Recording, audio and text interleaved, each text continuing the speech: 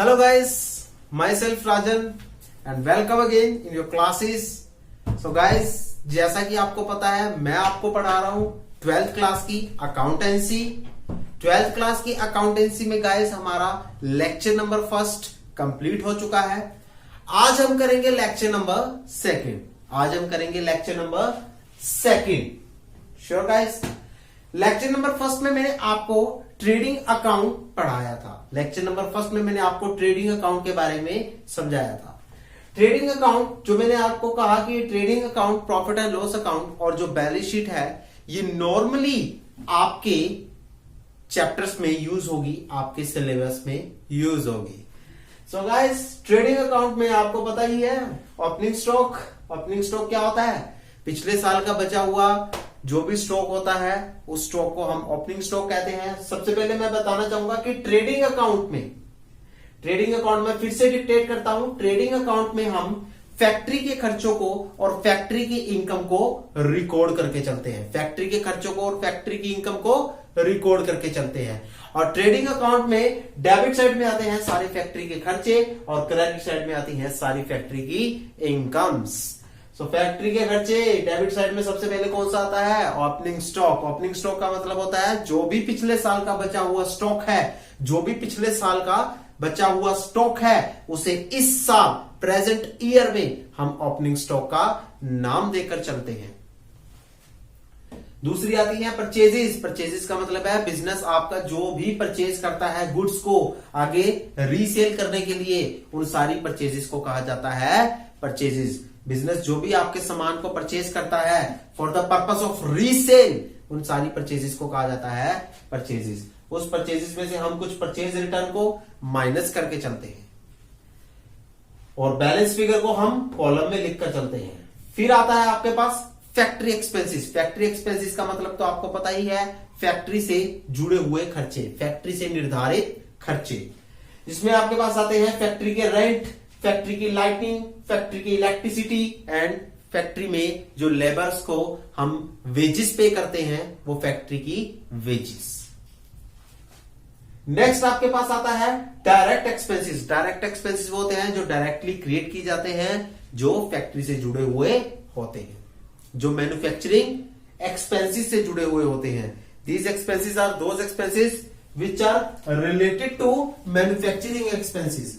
ये मैन्युफैक्चरिंग से जुड़े हुए होते हैं, ये एक्सपेंसेस मैन्युफैक्चरिंग से जुड़े हुए होते हैं। नेक्स्ट आपके पास आते हैं to freight and forward expenses, to freight and forward charges. मतलब जो भी आपका ट्रांसपोर्टेशन का खर्चा है,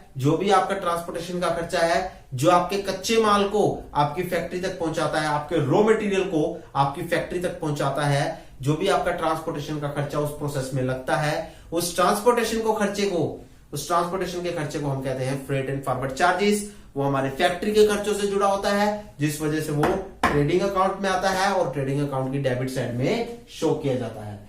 नेक्स्ट आता है आपके पास कैरेज इनवर्ड। कैरेज इनवर्ड का मतलब है जैसे सपोज करो हम किसी सामान को एक जगह से लेकर अपनी फैक्ट्री तक पहुंचाते हैं, एक पर्टिकुलर प्लेस से हम अपनी फैक्ट्री तक पहुंचाते हैं, उस पहुंचाते समय, उस प्रोसेस के समय जो भी आपका किराया लगता है, जो भी आपके भाड़ा लगता है, आपकी जो भी ट्रक, जो भी आपके ऑटो रिक्शा, आपके जो भी टेम्पोस वगैरह, ट्रक्स वगैरह का जो भी ट्रांसपोर्टेशन एक्सपेंसेस लगते हैं, उन सारे एक्सपेंसेस को कहा जाता है कैरेज इनवर्ड, जिसको हम कैरेज एंड परचेज का भी नाम देकर चलते हैं। जब हम कुछ गुड्स परचेज करते हैं तो उस समय हम कैरेज इनवर्ड को कैरेज एंड परचेज का भी नाम देकर चलते हैं। लेकिन परचेज करते समय हम कुछ लेबर का खर्चा पे करके चलते हैं, हम कुछ मजदूरों को एज अ कुछ रिवॉर्ड देकर चलते हैं, कोई खर्चा पे करके चलते हैं, उस खर्चे को हम कैरेज ऑन परचेज का नाम देकर चलते हैं। उसके बाद अगला खर्चा आता है आपका to octroi expenses. Octroi expenses का मतलब होता है चुंगी के खर्चे। दैट मीन्स टू से आप नॉर्मली इधर उधर ट्रेवल करते हो तो आपको हाईवे पर टोल टैक्सेस दिखाई देते हैं ना, तो उन टोल टैक्सेस को हम ऑक्ट्रॉय एक्सपेंसेस कहते हैं। जब उन टोल टैक्सेस के खर्चे को हम अपनी बुक्स ऑफ अकाउंट में रिकॉर्ड करते हैं, एट द टाइम जब हमारा रॉ मटेरियल एक जगह से लेकर दूसरी जगह आता है या फिर किसी जगह से पर्टिकुलर जगह से हमारी फैक्ट्री तक आता है और उस रास्ते के बीच में अगर कोई टोल टैक्स आ जाए, उस टोल टैक्स के खर्चे को हम ऑक्ट्रॉय एक्सपेंस कहते हैं, और जो हम ट्रेडिंग अकाउंट की डेबिट साइड में रिटन डाउन करते हैं। नेक्स्ट आता है आपका रॉयल्टी। किसी को आपने रॉयल्टी पे करनी है, वो रॉयल्टी का खर्चा आपका ट्रेडिंग अकाउंट की डेबिट साइड में आता है। नेक्स्ट आता है आपका कस्टम ड्यूटी। जो भी हम कस्टम ड्यूटी पे करते हैं, जो भी हम समुद्री जहाज से जब सामान उतरता है, किसी शिप या किसी बंदरगाह पर सामान उतरता है, उस समय हम जो कस्टम ड्यूटी पे करके चलते हैं कस्टम ऑफिसर्स को, वो ड्यूटी को हम ट्रेडिंग अकाउंट की डेबिट साइड में शो करके चलते हैं। और उसके बाद आपका क्रेडिट साइड में, इनकम साइड में आता है क्लोजिंग स्टॉक, यानी कि पिछले साल का बचा हुआ स्टॉक ओपनिंग स्टॉक कहलाता है, इस साल का बचा हुआ स्टॉक क्लोजिंग स्टॉक कहलाकर चलता है। ये आपकी ईयर एंड में, साल के अंत में ट्रेडिंग अकाउंट बनाया जाता है, या आपके ईयर के एंड में प्रिपेयर किया जाता है। ट्रेडिंग अकाउंट आप अपने ईयर के एंड में प्रिपेयर करके चलते हो। सो क्लोजिंग स्टॉक आपकी इनकम वाली साइड में लिखा जाता है, शो किया जाता है। नेक्स्ट आता है आपका सेल्स। गाइस, ओपनिंग स्टॉक और क्लोजिंग स्टॉक का मीनिंग क्लियर हो चुका होगा आपको। ओपनिंग स्टॉक यानी कि पिछले साल का बचा हुआ स्टॉक, वो ओपनिंग स्टॉक होता है, और जो इस साल का बचा हुआ स्टॉक है उसे हम क्लोजिंग स्टॉक कहते हैं। ओपनिंग स्टॉक को हम एक्सपेंसिव साइड लिखकर चलते हैं, क्लोजिंग स्टॉक को हम इनकम साइड में शो करके चलते हैं। दैट मीन्स टू से हम क्रेडिट साइड में शो करके चलते हैं।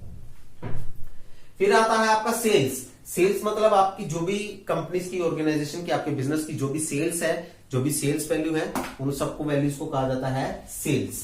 उसमें से हम सेल्स रिटर्न को माइनस करते हैं, फिर हम इन दोनों का टोटल करते हैं। अगर तो अमाउंट यहां पर कम है, डेबिट साइड में कम अमाउंट है, अगर तो डेबिट साइड में कम अमाउंट है, उस कम अमाउंट को हम बैलेंस फिगर का नाम देते हैं, और उस बैलेंस फिगर को हम ग्रोस प्रॉफिट का नाम देते हैं। अगर क्रेडिट साइड में कम अमाउंट है, तो उस कम अमाउंट को हम बैलेंस फिगर का नाम देते हैं, और उसे हम ग्रोस लॉस का नाम देकर चलते हैं। और इसी तरह से हम दोनों का टोटल क्रिएट करके चलते हैं। सो ये था आपके सामने ट्रेडिंग अकाउंट। आपने जो अपने पिछले लेक्चर में उतार रखा है, अपनी नोटबुक में नोट डाउन कर रखा है। अगर नहीं किया तो आप अभी अपनी नोटबुक में नोट डाउन कर सकते हो, please.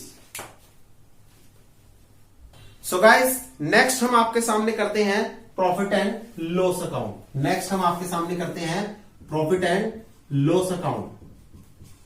Profit and loss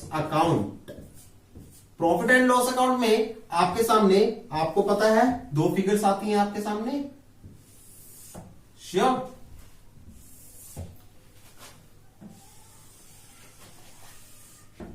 profit and loss account में थोड़ा सा हम एरिया एक्सटेंड कर देते हैं।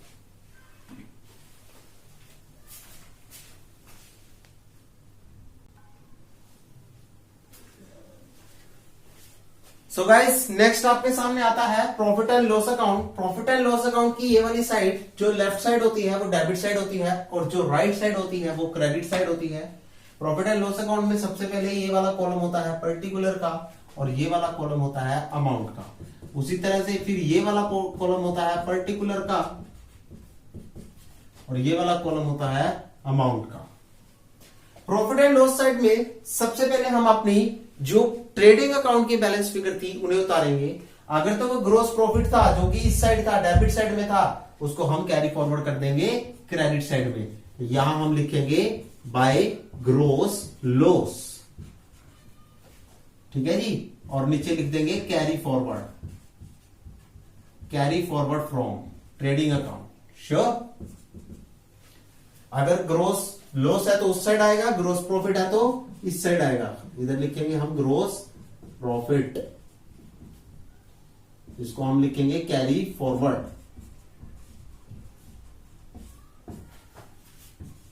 Sure guys. So gross loss और ग्रोस प्रॉफिट की सबसे पहले हम एंट्री करके चलेंगे। सॉरी, यहां हम ग्रोस प्रॉफिट लिखेंगे, यहां हम ग्रोस लॉस लिखेंगे। ग्रोस प्रॉफिट इस साइड होता है डेबिट साइड, और वो ट्रांसफर होता है क्रेडिट साइड में। ग्रोस लॉस क्रेडिट साइड होता है, ट्रांसफर होता है डेबिट साइड में। Sure guys. ग्रोस लॉस और ग्रोस प्रॉफिट को कैलकुलेट करने के बाद हमारे पास आता है नेक्स्ट टॉपिक की डेबिट साइड में, प्रॉफिट एंड लॉस की डेबिट साइड में क्या क्या आइटम आकर चलती हैं। सबसे पहले तो डेबिट साइड में आते हैं ऑफिस के खर्चे। To office expenses. ऑफिस के खर्चे आपको पता है ना क्या क्या होते हैं, ठीक है जी, जैसे कि ऑफिस का रेंट पे करना, श्योर, ऑफिस की लाइटनिंग, श्योर, ऑफिस की सैलरी, ऑफिस की सैलरी, ये होते हैं ऑफिस में खर्चे।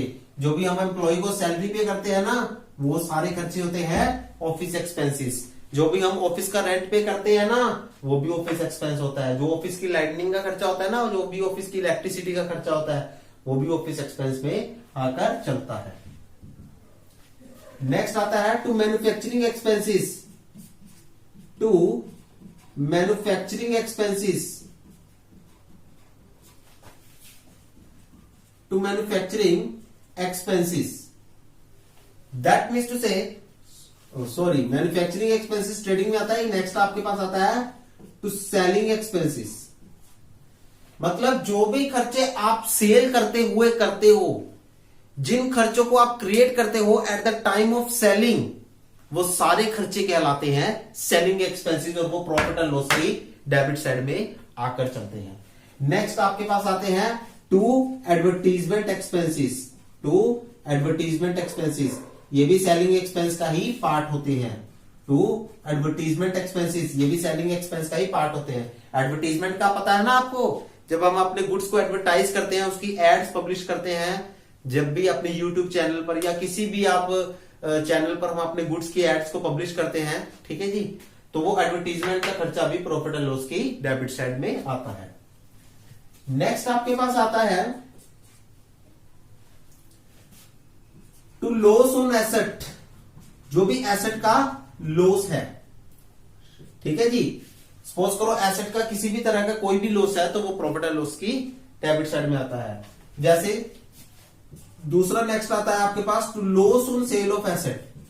To loss on sale of asset, asset को सेल करते समय कोई भी लॉस हो तो वो भी यही आता है, ठीक है जी, और एसेट का कोई भी लॉस हो तो वो भी यही आता है। नेक्स्ट होता है आपके पास to depreciation on fixed asset.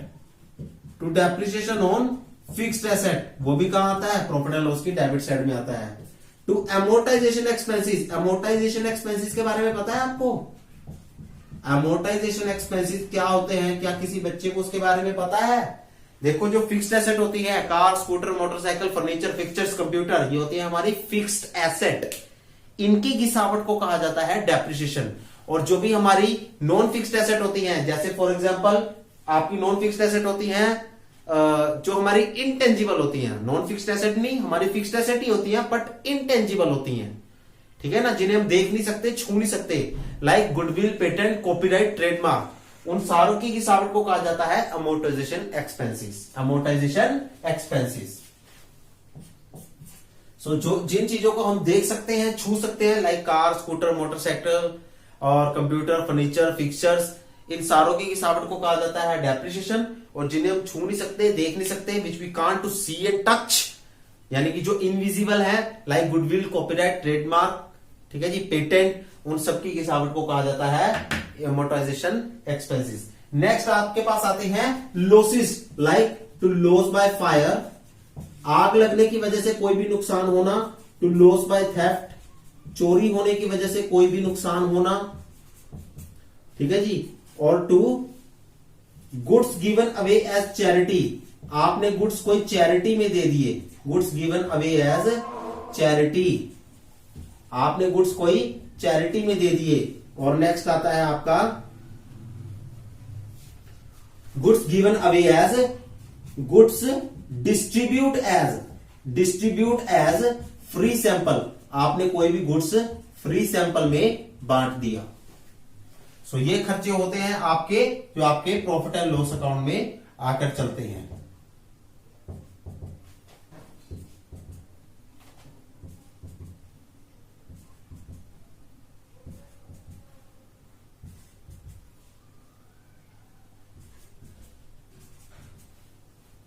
Sure guys,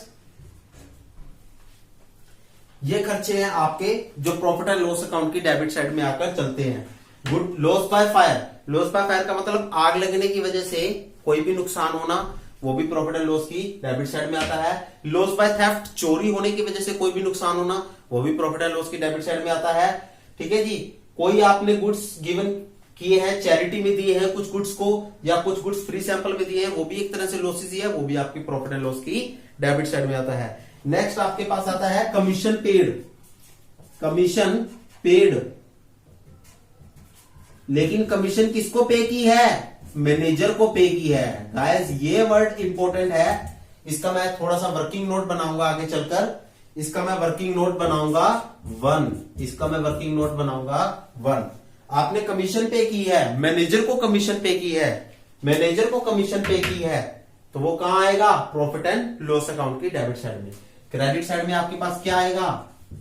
किसी रेंट को रिसीव करना, आपकी कहीं पर प्रॉपर्टी है और आप रेंट रिसीव कर रहे हो, वो क्रेडिट साइड में आएगा। आपने किसी से कमीशन रिसीव की है तो वो भी क्रेडिट साइड में आएगा। एनी कमीशन, कोई भी कमीशन अगर आपने रिसीव की है तो वो भी क्रेडिट साइड में आकर चलेगी। बाय इनकम फ्रॉम इन्वेस्टमेंट, आपने कहीं पर पैसा इन्वेस्ट कर रखा है और वहां से आपको इनकम अराइज हुई है, तो वो भी कहां आएगी? प्रॉफिट एंड लॉस की क्रेडिट साइड में आएगी। इस तरह से बहुत सारी चीजें हैं। और फॉर एग्जांपल उसके बाद आपके पास आता है commission receive, rent receive, income from investment और एनी अदर इनकम, कोई भी किसी भी तरह की इनकम, कोई भी किसी भी तरह की इनकम, वो भी प्रॉफिट एंड लॉस की क्रेडिट साइड में ही आकर चलती है।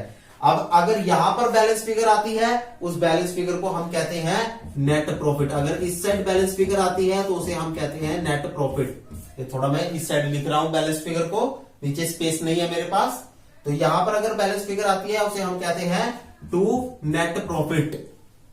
अगर यहां पर बैलेंस फिगर आती है तो हम उसे कहते हैं बाय नेट लॉस। अगर यहां पर बैलेंस फिगर आती है तो उसे हम कहते हैं बाय नेट लॉस। और दोनों के टोटल को मिला लिया जाता है जो कि सेम आता है। दोनों के टोटल को मिला लिया जाता है जो कि इक्वल आता है। रेंट रिसीव, कहीं से भी रेंट को रिसीव करना, हमारी कहीं प्रॉपर्टी है, हम रेंट रिसीव कर रहे हैं, तो वहां का रेंट, जहां से भी हम रेंट रिसीव करते हैं वो प्रॉफिट आएगा। हम कहीं से कमीशन रिसीव कर रहे हैं, वो भी प्रॉफिट एंड लॉस की क्रेडिट साइड में आएगा। किसी भी तरह की कोई भी कमीशन रिसीव कर रहे हैं, प्रॉफिट एंड लॉस की क्रेडिट साइड में आएगा। हमने कहीं पर पैसा इन्वेस्ट कर रखा है, शेयर मार्केट में पैसा लगा रखा है और वहां से हमें इनकम अराइज हो रही है, वो भी प्रॉफिट एंड लॉस की क्रेडिट साइड में आएगी। या किसी भी तरह की कोई भी इनकम हो, वो भी प्रॉफिट एंड लॉस की क्रेडिट साइड में आएगी। इस तरह से हम अपने नेट प्रॉफिट और नेट लॉस को फाइंड आउट करेंगे थ्रू द बैलेंस फिगर, और उस तरह से हम अपने टोटल को मैच कर देंगे in the profit and loss account. So ये प्रॉफिट एंड लॉस अकाउंट की फिगर है, आप जल्दी से उतारिए, फिर हम अपना वर्किंग नोट नंबर 1 को कंप्लीट करके चलेंगे। प्लीज आप इसे अपनी नोटबुक में रिटन डाउन कर लीजिए सारी फिगर्स को प्लीज।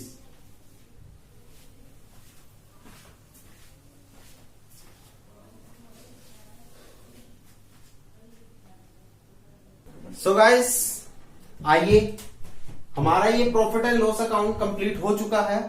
हमारा ये profit and loss account accountancy में लेक्चर नंबर 2 में कंप्लीट हो चुका है। हमारा वर्किंग नोट नंबर 1 था कमीशन पेड। हमारा वर्किंग नोट नंबर 1 था कमीशन पेड। कमीशन पेड, जो कमीशन पेड है, हम किसे कमीशन पे करते हैं? हम 2 ही पर्सन्स को कमीशन पे करते हैं। सबसे पहले होते हैं हमारे पार्टनर्स, सबसे पहले होते हैं हमारे पार्टनर्स, और दूसरे होते हैं हमारे मैनेजर्स, दूसरे होते हैं हमारे मैनेजर्स या हमारा स्टाफ, या हमारा स्टाफ। अगर हम पार्टनर को कमीशन पे करते हैं, आपको याद रखना है कि फंडामेंटल ऑफ पार्टनरशिप में कमीशन का सर्कुलेशन आपको किस तरह से करना है। श्योर, कमीशन की पोस्टिंग कहां कहां करनी है, किस तरह की कमीशन की पोस्टिंग किस अकाउंट में करनी है।